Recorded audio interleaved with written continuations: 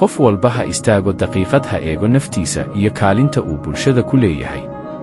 Ganacsadow, haddii aad keento cunto dhacday ama daawo oo wax yeelayn kara ama dhaawici karta dadka, adigoon ka fikirin caafimaadkooda ee aad ka fikirayso faa'iidadaada, ogow Allah waa kuu arkaa, dadkaasna waa markhaati ka noqon doona aakhiro.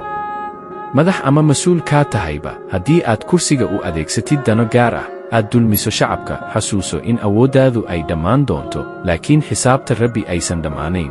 dakhtari, haddii aad lacag u doorbido nafta bukaanka ama aad daawo khaldan siiso si aad u hesho lacag, ogow nafta aad daawacday waxay kuu noqon doontaa caddayn maalinta qiyaamaha.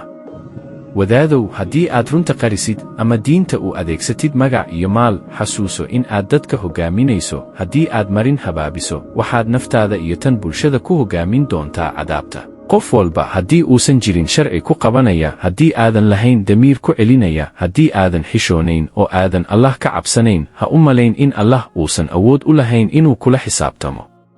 ma jiro dulmi aan la xisaabin. marka xukunka aadanaha uu kaa baxo, xukunka Allah weligiis ma baxo. ogow, meel kasta oo aad joogto, xaqdarrada aad samayso waa lagu arkaa, laguna xisaabtamaa.